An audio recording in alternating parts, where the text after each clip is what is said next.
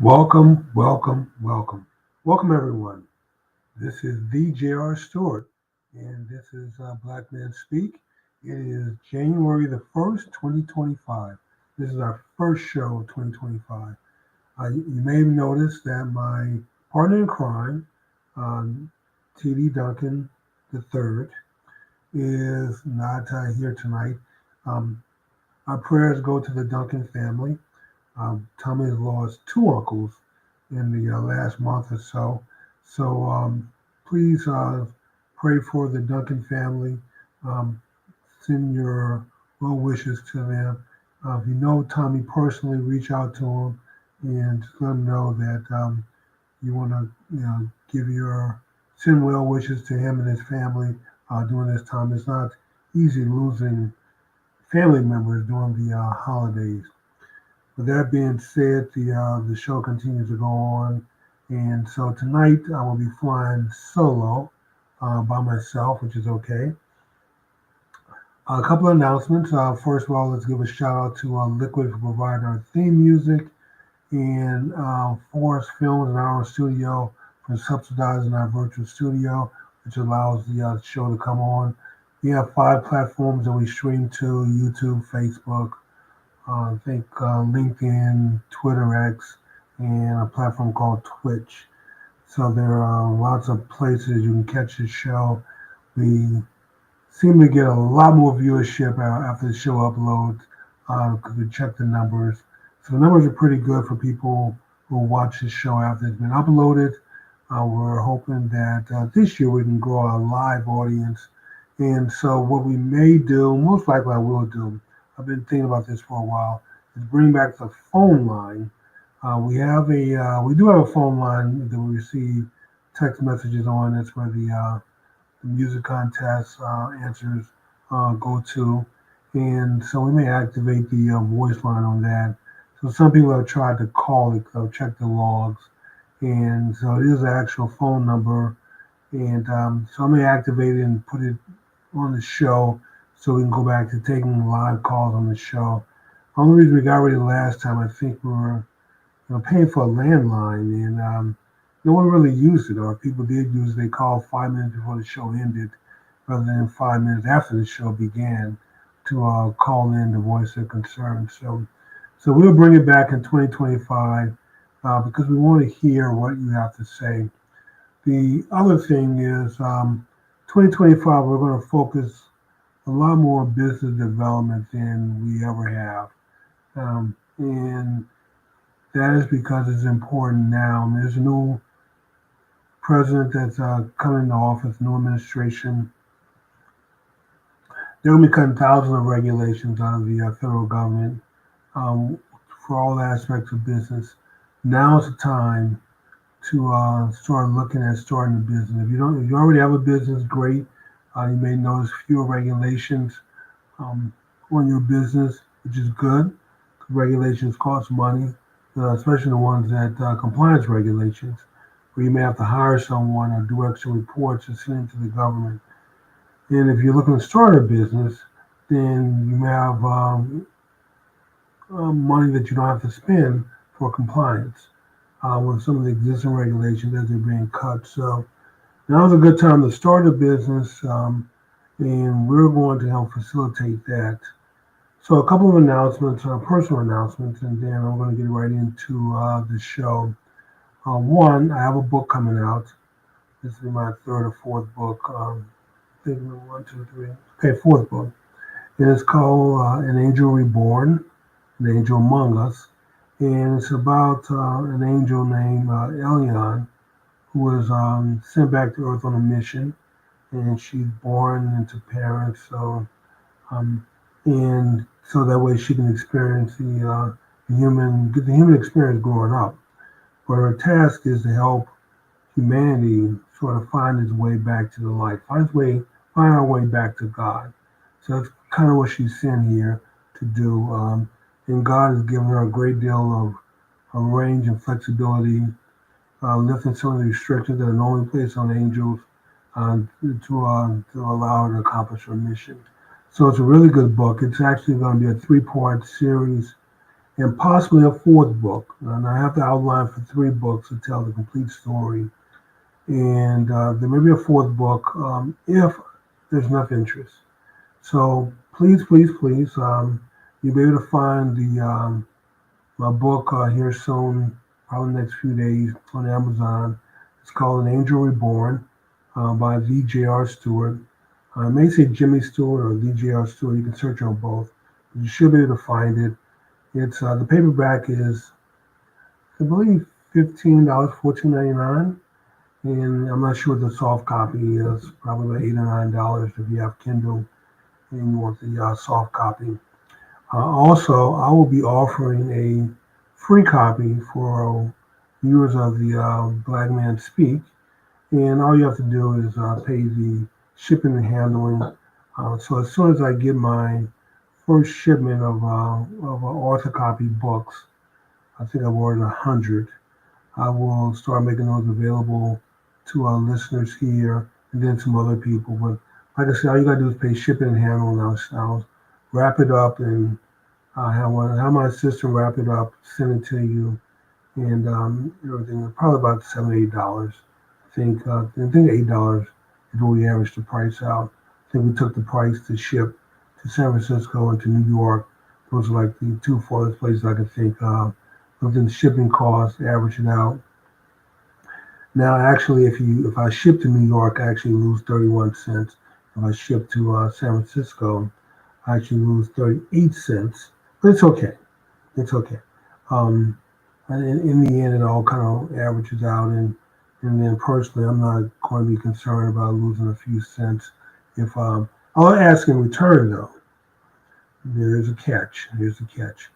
That if I send you the free book, let's say you pay the postage and handling for me to ship it to you, and I'll send it to you, please, please, please go out and write me a review, a positive review. If it's going to be a negative review, I'm going to say, give me a call, reach out to me, send me an email, and set an appointment, and I will make time to give you a call and talk to you about what you think. And if you truly don't like the book, here's the deal I'm willing to make with you. You can keep the free copy, and actually it'll be a signed copy. Um, I'll sign it and then ship it to you. You can keep it, and I will put you top of the list to get a free copy of my second book. Um, and um, and then you can hopefully read it and see. One of the things that I will do is I want to hear from people. I want to hear your reviews. I want to hear your thoughts. Because the outline has been done for the second book, but the outline is just that, just an outline. The storyline hasn't been written. The POVs or point of views haven't been inserted. The dialogue hasn't been added. So right now the book is still, the second book is just an outline. The third book is even earlier, so just a draft of an outline. So, but I do that so I can stay on track as I'm writing. But there's a great deal of flexibility that I have. So I want to hear from you, and I want to hear you get your feedback, see what makes sense, what didn't make sense, if there's some areas I could have clarified or need to clarify, and to make the story more palatable in book 2. And so I need to hear back from you. So please, please, please don't take a free copy of my book and then write me a bad review. Now, if you pay for a copy, well, you can write whatever review you want. I don't have any control over that, but I'll still ask, even then, if you buy a copy, before you write me a bad review, reach out to me. I'm accessible.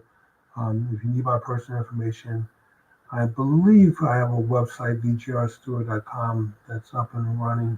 If I don't, I'll check. If I don't, I'll make sure to get it up and running. But you can reach out to me on Facebook. I'm on Facebook. I'm on LinkedIn. You can find me there also. You can just come watch the show and chat with me here. And I'll post my personal information, email address, and even my phone number for those who want to give me a call and chat. So just don't write me a bad review. So I want positive reviews. I mean, I'm not asking you to inflate anything. If you have something really nice to say, just say it. Share your thoughts with others. If you have negative thoughts, maybe we can talk about it, clear up any misunderstanding before you actually write the review and put something out there that you may regret and it's hard to take back once you post reviews. So with that being said, I got that out of the way. The book is coming out soon. It's called An Angel Reborn. Please go out and check it out. And if you're a book club, you want to read my book, please do. Reach out to me and I'll be glad to attend your book club meeting. And that way your book club can, we'll even host it online. We use this studio and virtual studio to host your book club meeting just like we do with a show. We can put up to, I think, 4 or 5 people from your book club on the show, and then the rest can connect like everyone does now and use the chat line to send their questions. And 2 or 3 members from the book club, your book club, can ask me questions and I can share them with your book club. So if any book clubs out there that get my book, I encourage you to do so. Read it, generate some questions, reach out to me, and I'll be glad to host a online meeting with you and your book club, and so we can talk about it. Just got to pick a day and a time that's convenient for everyone, but we'll make it work. Okay. For those who are watching sports, hope you're enjoying the college playoffs. I know I am. Man, I am very surprised about those Oregon Ducks. They pretty much got towed up by Ohio State. Um, I thought Oregon was a really fast team. They've been faster than everyone all season long, but Ohio State seemed to have pushed into another gear. I think their quarterback name is Howard, and one of their wide receivers, number 2, I can't remember his name, just did a job on him. So congratulations to Ohio State. Congratulations to Texas. They won in double overtime. They really got ahead early, and then I'm not sure what happened with Texas, but it turned into a shootout. But I'm glad that they prevailed. And so I think the Sugar Bowl is coming up maybe tomorrow. I think they delayed the game because there was a accident. No, I shouldn't call it an accident. It was on purpose. There was a killing in New Orleans down on Bourbon Street. A man from Houston drove his truck into a crowd, and I believe the death toll now is up to maybe 15, with over 30 injured. And of course, our prayers go out to all those who have been injured and all those who have passed away because of this, and the family members and friends, the loved ones of these people. Certainly something that didn't have to happen, just needless. So that just goes to show the world that we're in. Another reason to go out and read An Angel Reborn, because this is kind of the humanity that God really wants to say. So the book is not a religious book. Don't think I'm going to throw a bunch of Bible quotes at you. It's not like that. It's really it's an adventure story um, on in the angel Elion. It's her adventure. So go read it. Very good storyline, and will be the third book will be excellent. It'll tell a complete story. Okay, so we're going to move on into our first topic for 2025, and that is business development, economic development. And of course, we've talked about this on the show before. I don't have to rehash how Black people collectively have about 1.6, 1.7 trillion dollars to spend. That's what we spend in the course of a year, and that would make us, if we were to split off from the U.S. and just isolate that money, would make us the eighth and ninth largest economy in the world. So we're not poor. And if you look at some of the mega churches we built, it's not to embarrass any church, the Potter House, T.D. Jakes, Oakland Bible Fellowship. I think they pretty much own all of Ledbetter. They own quite a bit of property on that street. Antioch. There's some huge churches. Trying to think of Fred Brother, Freddie Haynes Church. It'll come to me, but He built a new church also a long time ago, and so we've shown that we can build churches. And it's not just indicative of Dallas. This is other places around the country also. What we don't do a very good job is building economies, and that needs to change. One of the problems that we run into when we try to start a business, expand a business, go into business is capital. We find trouble finding the money to start a business. So generally what has to happen, some people are able to go the SBA route, Small Business Administration, and apply for business loans there. That's a route. I don't necessarily like it, um, primarily because a lot of SBA businesses don't succeed. They make the loan, they get the money, and they run their business off the loan till the money runs out, and they shut the business down. They wait a few years and do it all over again. Part of the problem with the SBA to me is that they don't, and I know they have SCORE, which is retired executives who give advice and mentorship. There's lots of information and programs out there. But people to me who are in SBA businesses, the chief problem that I see is that they don't know how to sell. No one's taught them how to sell, how to market, how to brand. These are the areas that we assume are just going to happen, just going to come. And we find out the hard way that it's not as easy as we think. And actually selling absolutely scares people. Man, I think we all have these nightmares about used car salesmen and salespeople, some of the shady ones. And we decide we don't want to have anything to do with that industry. So we stay away from it. But you can't have a business unless you have sales. So unless you have a product or a service that sells itself, you can set up your lemonade stand, and everyone in the neighborhood is just hot and thirsty and bothered. And boy, they just come to you without you having to overcome objections, negotiate prices, um, deal with any of the things that businesses generally have to deal with. If you find yourself in that particular case where the product or the service sells itself, then great.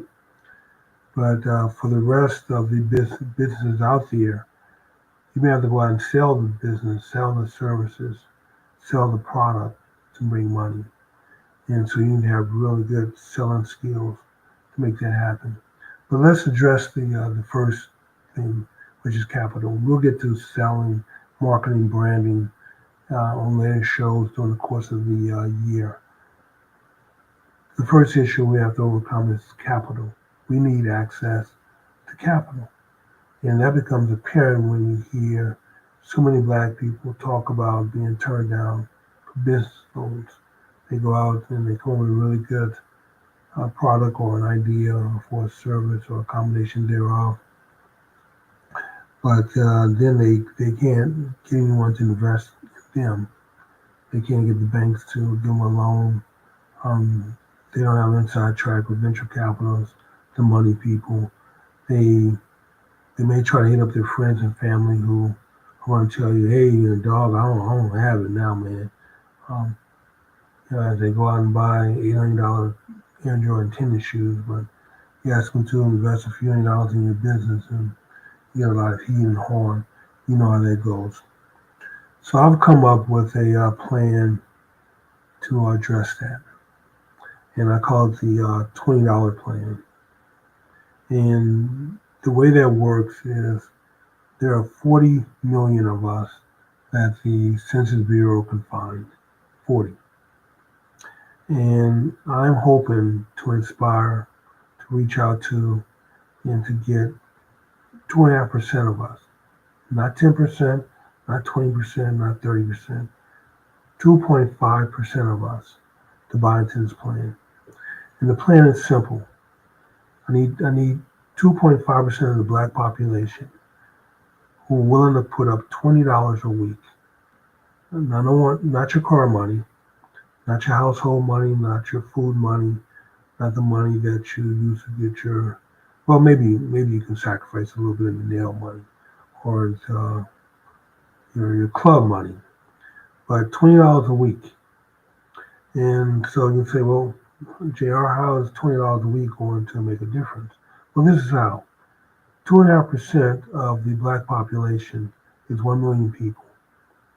And if we can find a way to come up with $20 a week, $80 a month, $1,000 a year, is what it totals up to be. So we're looking at $1 billion that's being raised. $1 billion. And my plan calls for every penny that is raised to be used for economic development in black areas, inner cities, to do the thing that has to happen. Someone has to invest in these areas. We can't just continue to create economic slums and deserts in the black area. I don't know if you checked recently, but no one's coming to save Black America. When I say no one, I mean absolutely no one. Not the black billionaire class, not the black multimillionaire class, not the black millionaire class, not even the black upper class. No one is coming to save Black America. They don't mind setting up shop, sucking money out of the black community. But as far as trying to save the black community, create jobs, opportunity, create a tax base so the city will be inclined to fix the streets, put more law enforcement officers on the on patrol to make the area safer. No one's doing that. No one really has a good methodology, a good plan for how to create a business in the black area and make it viable. Generally, we're thinking about theft, inside theft, about robberies, about the difficulty to open a business in these areas, high insurance rates. So there are some challenges that we're going to have to overcome. But with 1 million people coming together, putting $20 a week, $8 a month, or $1,000 a year into an investment fund, and all 100% of the money is going to be used for investment. So it's not like it's going to go pay someone's salary. At some point, a management class will have to be created within the group. I'm hoping that to start off, that some of the members will buy in to bring some expertise to help us get off the ground. That if there are any security investors, lawyers out there, we need to figure out how to sell securities within our investment organization. These are private securities, and there are laws and regulations that deal with it. There's Part A, there's like they call it a 506, Part A, Part B, Part C. It always has to do with the level of sophistication of the investor, whether they're savvy investors, whether they're amateurs, whether they're new at this, whether it's a private organization, which is my goal, to make it a private organization, so it's not like we're going to go public and be listed on the stock exchange or the S&P 500. Maybe not yet. Maybe down the road, that's something if the members decide they want to do, that we can do. But initially, the members will bring their skills to bear to help offer some assistance to help us get off the ground. And one of those, and let me give you a little background. For a while there, I was researching cryptocurrencies, thinking that the organization would benefit from having its own cryptocurrency. I still think it's a good idea. That one of the things I was impressed with crypto, if you read how crypto works, it's a totally transparent setup. You have these nodes, and then you have transaction servers, or mining servers, as they call them. And the mining servers or transaction servers are what there are thousands of them out there. There's even more node servers. And so the node servers, every transaction, let's take Bitcoin for example, because I know there are tons of cryptocurrencies out there and there are tons being created as we speak. But we'll start with Bitcoin because it's one of the most popular.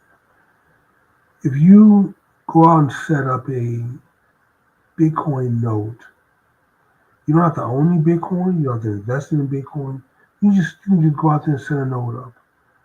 The software is out there, and I think you have to pair up with at least 10 other node servers that you get feed from. But by them having thousands of node servers, there's the government can't shut it down because you shut down node servers in the U.S. You still have other node servers running around the world. And so if Russia decides to crack down on Bitcoin, well, there's still thousands upon thousands of node servers around the world. So no one country can stop it. And every node server contains every transaction ever made by Bitcoin. Every transaction is listed on those node servers. And so if you set up a node server and as a peer, you don't have to own any Bitcoin. There's no requirement for you to buy anything. Just have a server. And I was surprised at how many people set up node servers to do this. It's like, wait a minute, you're going to keep the financial records of Bitcoin. You're going to host a server. You can host it at home. You can host it in a data center. I mean, there are data centers that sell and release you high-end servers. People who do this are paying money for high-end servers that they buy to set up these nodes. And there's absolutely no money whatsoever in setting up a node. There are a lot of people who use what's called a single board computer, an SBC. They use Raspberry Pi and some other single board computers. Well, they get hundreds of them, 10, 15, 20 of them set up in their home. These low power devices that they run as node servers. Then once again, and you say, well, JR, why would I do that? What's in it for me? Well, if you plan on investing in Bitcoin, you may want to have your own node server so you can go in and check and make sure that the records are accurate, because there is no central authority for cryptocurrency. There is no, if you bought a half a coin or you invested in Bitcoin or you did a transaction and you say, well, something happened. The transaction didn't go through. I thought I had more in my account to cover it. There's no 1-800 number that you call to find out what's going on. There's no central authority over Bitcoin. It's all distributed over these servers. And so you may want to get your own node server just so you can check your account. But you also have the access to check everybody's account. All the accounts are listed, all the transactions are listed. Then they're listed by account number. It's not really, you don't have personal information like names and addresses. So you have to be careful that you guard your crypto account number. Some of it is made visible that you can see. Some of it will be hidden. But you're able to go out and find your account and check your history to make sure it's accurate. So that's one of the chief reasons. Other people just do it out of curiosity, and just the same as they are on the Bitcoin node. But thousands of these servers are set up. And I'm amazed how many people have invested their own time and money to do this. And then the second server is called a transaction server, or I call a mining server. And they have tens of thousands of these servers out there also. These are the servers that I'm going to come back to those node servers, because outside of Bitcoin, there are some other cryptocurrencies that actually pay what they call a reward for setting up a node server. So they give you a little money back to encourage people. And really what they're doing is just encourage people to trade their cryptocurrency, set their node, get their network built up. But the other server is called a mining server, or the transaction server. And these are tens of thousands of servers out there, and they compete for a token. And the way that works is whichever server has the token right now is the one that has to approve transactions. Only one server does that. And what happens is that server will create a number, a random number, between 1 and 100 trillion, some really large number. 1 in 100 billion, I think is. Some do 100 trillion, some do 100 billion. But anyway, it's a really large number. And it picks just a random number in that range. And what happens is that the other servers who are not who don't have the token are trying to guess what that number is. And if your server, and there are people who run these servers with the hope of trying to guess what the token and trying to test guess what the number is so they can get the token. And if you're one of your servers guess the number correctly, you can send as many entries as you can generate. So there are people out there who have server farms. In fact, there was a company that I worked for years ago that made sports equipment, and the young lady, she had a husband, and he was setting up a Bitcoin farm to mine tokens. And this was back in the very beginning. And I told her, I said, hey, he quit his job. He took some of their savings to do this.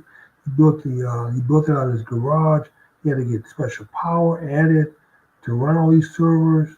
Yeah, he had to put in a cooling unit to keep all these servers cool during the summertime, to prevent the heat. And so I told her, I said, hey, I feel for you. Your husband's wasting a lot of y'all money into that cryptocurrency. And I told her, I said, the government, the Treasury Department is never going to let that get off the ground. It sounds nice. But yeah, it's not going to happen. No government is going to allow you to create your own currency. Well, I was wrong. There's only a few times I've been wrong. But I was wrong in that case. And the last time I checked, this company has a 1% hit rate on Bitcoin. That means 1% of the time, one of his servers, and they're big time now, they are filthy rich, him and his wife, they're filthy rich. One of his servers is basically handling the transactions for Bitcoin. And the way that works, when your server is a transaction server, it's approving the transactions. There's a fee, just like credit cards, that you have to pay for crypto. It's not free. So if you buy something using your cryptocurrency, then there's a transaction fee that's collected. And whoever owns a server, that money goes to the server owner. And so you have hundreds, thousands of these transactions that are taking place. And you get to conduct them and approve them until someone guesses what your number is. And then as soon as someone gets what your number is, you relinquish control to them, and they become the new transaction server. And so it's hard when you have thousands upon thousands, tens of thousands of these transaction servers out there. You may say, well, gee, I'm going to go hack one of them and take control. Well, you don't know which one to hack. There are thousands of them. Which one are you going to go after? They're all doing the same thing. You don't know which one is a proven transaction. There's no server out there doing, hey, I'm the transaction server. The other servers know who that transaction server is, but it's very difficult for you and me to figure that out to go hack them. But the big point, the reason I'm talking about Bitcoin now and cryptocurrency, is because it's all built on, and the reason it works so well is because it's all open. It's all out in the open. There's nothing that's kept from anybody. Anybody can go set up a node server and get a listing of all the transactions of Bitcoin, or Dogecoin, or Ethereum, or any of these meme coins or cryptocurrencies. You can go set up a node and get access to all the records. You don't have to own any of it. So, but I like the transparency that came with crypto. And so for this to work, for our investment organization to work, it needs to be totally transparent. It needs to be the bank records, for example, be posted online every month by the secretary. Just get the records, post them online. You don't have to be a member to go look and see what our bank balance is. Who cares? And someone who's outside the organization knows we have 10 million, 100 million to invest. So what? We have money, and we're collecting money, we're making money. Our membership roles, we may keep that private for members only, but you should be able to know who's joining the organization if you want information. We'll ask that you not solicit them for private things and try to sell them things. That's not what the information is for. So if we find out you're abusing that privilege, then we'll have to cut you off. But it should be totally transparent. And so all the information, financial information, meeting notes, all the meetings should be quarterly. We should have a meeting every quarter to talk about where we are, areas that we're investing in, industries that we want to tackle. Be it we want to feed ourselves, want to clothe ourselves, want to set up sneakers, tennis shoes, stores that sell that. Well, it's easy to either buy it from the Vietnamese or the Chinese or in Singapore, or set your own factory up to make your own shoes. The folks in Africa, Ghana, for example, are just begging for economic investment for someone to come set up a factory. So if we have to build a factory to make our own shoes, let's do that and encourage people rather than spend our money with Nike. Nothing wrong with Nike. I'm not trying to embarrass them. Let's make our own, design our own shoes and make them. The average pair of Red Jordans costs about every bit of $5 to make. And that's with shipping. That's material shipping. It's everything. It's made in China or Singapore, shipped back to America, and these shoes are sold for $400,000, $800,000, depending on which version of the Air Jordan they're selling. And the write-up, the markup on these things is outrageous, and but we as consumers buy them. So there's nothing wrong with starting our own brand and doing it for ourselves. But once again, it takes capital. If we are able to get 1 million people, that's 1 out of 40, that's 2.5% of us, to do this, to buy into it, we'll be able to raise $1 billion a year. It'll be $1 billion that's not going to studies, not doing environmental studies, engineering studies, feasibility studies. No, this is $1 billion with a B, not an M, with a B. It's actually going into hardcore investment into the Black community. We're going to buy a property.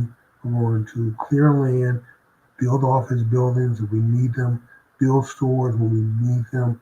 We're going to own the land that we're own, that the business is owned. And if business doesn't work out, okay, fine. We'll go back to the chalkboard and do something else with the property.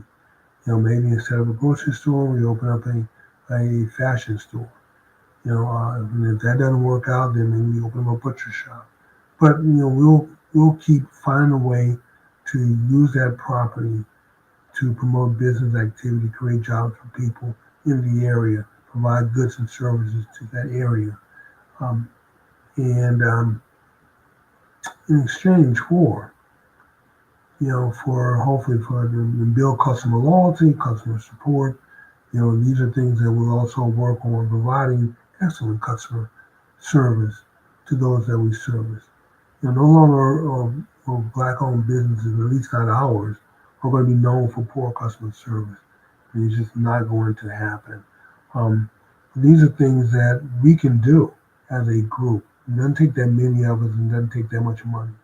It takes 1 out of 40, 2.5% of us who are willing to sacrifice $20 a week to be free. Now, as the organization grows, like I said, I did mention that there has to be a management group. At some point, we can survive. We can get started with volunteers. We help out. Somebody out there who knows how to build a website, well, the organization needs a website. So we get someone who knows how to build a website to put it together. At some point, we're going to need an IT group, we're going to need a management group. We're going to have to actually start hiring some people. You can say, JR, you said all the money was going to be used for economic development. Well, that is true, it is. And the money to run the organization, operational costs, is going to come out of the profits. This is why it's important that we put together a good management group to oversee our investments. This is not charity. We're not going to go out and just hire, Pookie and Ray because they need jobs and they're their cousins and relatives and friends of ours. We be serious about trying to make money. The people who send their money in each week, each month, each year are looking to grow their money. It's not charity. Don't think of this as, I'm just going to do it to just help out and so I can feel good. No, do it to make money. This is not a get rich quick scheme. It's a generational approach. But in one generation, which is about 20, 25 years, if you start now, we start now, in one generation, you'll be wealthy. I promise that. You'll have wealth to pass on to your children that's well managed and is growing. You'll have, your kids will be better educated for because they will watch you grow economically from your investment. They understand what it's all about. They'll understand that they have a purpose and to go to school, make good grades, go off to college, um, go to business school, learn to be a chemist, excel in school, hopefully come back and work for the very corporation that your mom and dad or some of your guardian has invested in heavily and been involved in, and that you now are going to inherit what they leave behind, what their assets become your assets. Or that maybe they set up a separate account for you. They start putting in $20 a week for you at an early age. So by the time you come out of college, which is almost a generation, you're now wealthy and you can participate. So this is the plan that I have. These are my thoughts. It's not all finalized. I haven't thought of everything. And so there are a lot smarter people out there. Some of you are a lot smarter than I am, although I'm pretty smart. But I'm confident that there are other people who are really smart also. That when we come together to finalize this plan, that this is what we should do in 2025. And by 2026, everything should be in place. The foundation should be in place, and we should have everything ready to start sending in our $20 a week. So let's take the year of 2025 to come together to talk about this. There are no bad ideas. Let's find a way to make this totally open and transparent because we have trust issues. Let's be honest. The $20 that black person give today, they may want it back next week if they think someone's using their money or stealing the money. So we have trust issues to overcome, which is why we have to be totally transparent. We have to have, every time I think about this, I have a friend named John Williams. He's a CPA and a contract CFO type, but his company would be great for audits. But there are other accounting firms out there that can audit our books, which need to happen on a regular basis, which is why our books need to be totally open and transparent. So members out there who are accountants who want to do an audit of our books and check our records, fine, go for it. If you find something, let us know. Any kind of discrepancy, down to the penny, it should all match. The ledgers should all match. And whoever's doing our audits, whatever members who are accountants who are doing our audits, then maybe y'all form a committee, a committee of your own, and y'all talk and share information. And the more that you have there, it's like with the transaction nodes, the mining nodes, the more that you have, the harder it is to cheat for anyone to get over. But they have too many eyes watching. So we able to have a 200 or 300 auditors out there. How can anyone steal money from our account with that many eyes who are constantly watching? Who are looking over our books. It would be very difficult. Very few people have access to spend money.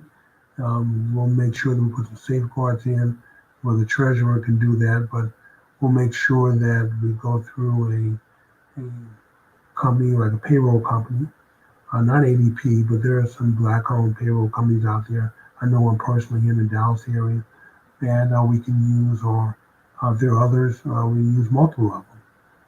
Same thing. We'll agree on expenditures and what needs to be paid. We'll run the money through these companies where we pay them. They actually cut the checks and pay our bills. All the records come back to our secretary and they're posted online or posted in a share, like a Google share, where all of our auditors can get to it and go through it and can run and crunch the numbers. And if there's anything wrong, anybody finds a discrepancy, you're encouraged to speak up, sound the alarm before anything bad happens. So, people, we can do this. And if we do this ourselves, there's another aspect of this that I haven't covered yet. The reason why we have to do this. Because begging other people to come rescue us is not working. Expecting the federal government to come save us is not working. Thinking that those who have money, billionaire class, multimillionaires out there, sports professionals, those who got lucky, fortunate, who made something of themselves. Now I know some of them give back a little bit. They give scholarships. They find little ways to give back. But for the most part, Black people have invested too much into the development of this country and the greatness of this country. They end up coming up so short in the end. And that needs to change. America needs to work for us, but for America to work for us, we have to be willing to make it work. That means that we have to cough up the money to rescue ourselves, because no one's coming to save us. So we have to save ourselves. And that's going to be our focus for 2025. We'll have other shows that cover this. But when you feel good about that first building, that first business open up, you're going to feel good about that. And then I'm hoping the people that are in that area who are members want to get all their friends, their family members, in their community, everyone they know, to go patronize that business. Hey, if you have to go buy a pizza because you're hungry, go buy it from a freedom business, one of our pizza shops. You got to go buy school clothes. Hopefully, we have some shops open up that where we provide clothes. And if you're going to spend money on sneakers and tennis shoes, go buy with a freedom business. If you're going to buy food, go buy it from a grocery store that's owned by the Freedom Corp. So, and the Freedom Corp is just what I threw out there. It doesn't have to necessarily be named the Freedom Corp. It can be named whatever the members decide the name is going to be. It'll be something that once we get organized and get off the ground, one of the very first votes that we'll take is the name. We'll then decide on a name. We need to decide on a headquarters where we're going to set up shop, where we're going to incorporate what state. There are some advantages, like a lot of companies will use Delaware. They have it's Chancellor State. They have very favorable business laws. But then there are other places like Idaho that are very good. The Dakotas are very favorable towards business also. So we'll figure that out. We have some a little time to debate that and decide. But the point is that we need to get the whole organization as transparent as possible. I don't care if people know how much money that I've contributed. I'm throwing in the same amount of money as everyone else, $1,000 a year. One of the other restrictions that I would like to see in place is that we don't ask anyone to contribute more than that. There may be people who say, well, JR, I'm rich. I can afford more than $1,000 a year. Hell, I can write you a check for $100,000 right now. Okay, that's great. And I'm not going to say that we're not going to take your money, but we're not going to take your money. Not in that way. Pay you $1,000 like everyone else, so we're all on equal footing. If you want to sponsor 99 other people and pay their way also, have an account creating their name, friends, family, relatives, that. If you really want to give the organization $100,000, then sponsor 99 other people plus yourself and pay their $1,000 and add it to yours, and then write the check. We'll be glad to take it. But everyone needs to be on equal footing here, so that we're all equal. We all have the same say. Our votes are weighted on our contribution. So people who jump in early and who pay more, their votes will weigh a little bit more. If 5 years from now, 10 years from now, you're just jumping on board, well, you're not going to have this. Your vote's not going to have the same weight as someone who's here from year one. It's just not going to happen. But that doesn't mean that your vote doesn't count. It does. Every vote counts. This is why, just like with Bitcoin, they do everything possible to encourage you to jump in early. It's going to be the same strategy here. Those who jump in the earliest possible are the ones a generation from now are going to be the richest. That doesn't mean that if you jump in 10 years from now, that you're not going to have the same opportunity to get wealthy also in a generation. You will. In fact, the longer that it goes, the growth will accelerate. So right now it'll start off really slow as we gain critical mass. But when we start gaining critical mass, the growth will grow exponentially. Um, then one of the questions I think someone asked me was, well, Jared, what happens to the profits? I know you said the profits will be used to run the organization when we have to pay bills. Like we have a building that we put up, we have a headquarters, we have staff members who have to pay. Um, well, my my recommendation is that 80% of the profits always going to be returned back to the members. 20% of the profits will all be used to run the organization. That will be the operating costs. And if there's not enough operating money to run the organization, then we'll have to cut back. That's the price. And that we have to pay. If the management class does not do a good job, then the members have every right to fire that management class and replace it. Either individually or as a group or the whole thing and start over. Doesn't matter. The members only have the right to make that have their voice heard. It's your money. It's not a gift. It's not charity. It's all about business. So take the personality and the friendship out of it. And if you all work for the business and you're not doing a very good job, and the members fire you for not doing a good job, well, hopefully, maybe there's an opportunity for you to learn from it, get better, and maybe come back and apply again and rejoin at a later date when your skills have gotten better or that you learned something from this. But we have to get serious about making money, growing wealth for ourselves, for our children, and for our grandchildren, and for future generations. And once we do that, here's one thing that when all the books that I've read about money and making money, that money attracts money. When people think there is money to be made, they will either try to imitate what you're doing, which means billions of dollars could pour into the black community if Wall Street looks at what we're doing and says, wait a minute, that Freedom Corporation seems to be doing pretty good, and they are setting up shop in businesses and services and products primarily in black areas, and they're doing pretty good. Maybe there's an opportunity there. If others want to pour money into the black areas, great. We welcome the competition. We welcome that development money pouring into black areas. If others want to invest with us, partner with us, we'll have to sit down and figure out how to make that work. We're certainly not averse to other larger corporations to having partnering deals in place. We may have the retail outlets that they're interested in selling their products. And so there may be some distribution opportunities there. And we'll work out.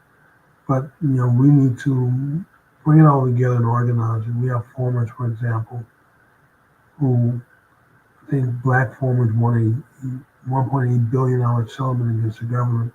I don't know if the government's paid out any of their money yet, but for historically discriminating against black farmers. Well, we know that black farmers don't get paid not to grow food, not to raise food, like a lot of the white counterparts do. But we're going to encourage our black farmers to grow as much as possible because we need to set up stores around America to feed ourselves. No longer we're going to be dependent on other large box chains to feed us.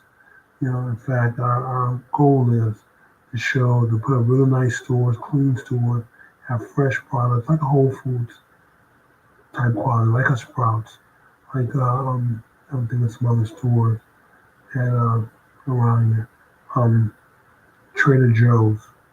These are what I have within a mile of me that I have access to. So, but why don't the black areas have access to the same high quality, fresh food, grain-fed, beef and chicken and animal feed, without chemicals, without pesticides, without steroids. So these are the things that we need to be committed to bringing to the black area. And I know that we have some issues to overcome. So I'm looking at my clock and I see that I only have a few minutes left. So I'm going to take these last few minutes to once again reiterate the plan. 1 out of 40 of us need to come together and do this. The plan calls for members to invest $20 a week, $80 a month, or $1,000 a year. Basically what it works out to, $1,000 a year. And we need to do this for the next 25 years. That's a car. It's a new car, not even a luxury car. We're talking $25,000 total commitment over 25 years, what we ask. And if we can get 2.5% of us, 1 out of 40, to do this, we'll be able to raise $1 billion every year. That's $1 billion that we're going to use 100% economic investment in black areas. We're going to rebuild South Dallas. We're going to rebuild the Ninth Ward of New Orleans and Houston. We're going to rebuild Baltimore. We're going to rebuild the Howard area of D.C. We're going to rebuild, and we're going to build a Compton or an Oakland. Any place there's a large black population is where we're going to set up shop. And we're going to show that it can be done. You don't have to be afraid to invest in these areas because we're going to make it work. And whatever we have to do, whether to sit down and have a truce with the local gang there, not to rob our businesses, okay, great. We'll do that. We have to hire security anyway. So I have to hire you to provide security for our stores and for our businesses. They're fun. Let's sit down and talk. What we don't need is for our stores and our business to be robbed, people to get hurt. They have that kind of bad press hanging over our head. So let's work out something that will work for all of us. This is what we can get done, people. So we can stop crying about what other people are not doing for us. We can stop crying about white racism and Republicans are holding us back. This person, that person. We point the finger at everyone except where the finger should be pointed, which is at us. This is a plan that's not in stone yet.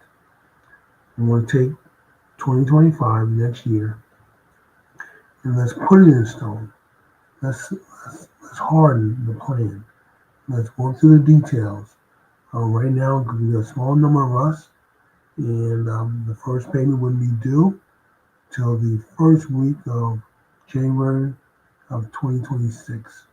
So if you're interested in joining me in this quest or adventure, please reach out to me. And we'll work together over the next course of the next year. We'll make this work. You know what? I forgot to check the chat line, but that's okay because I didn't really want to respond to the chat tonight anyway. I just wanted to get through. An hour generally is not enough to really talk about the plan. There's a lot more details and some recommendations that I have. But I want to hear from you out there. Once you get a chance to think about the plan. We'll talk about it more on future shows and get more feedback.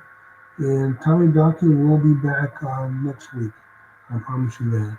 And like I said, for those who know Tommy personally, reach out to him and let him know that you send your prayers to him and his family off of the two losses that they've experienced here recently. So with that being said, people, I think it's time to check out. So I'm going to call it a night, and I will see you the same time next week, 8 p.m. Central Time.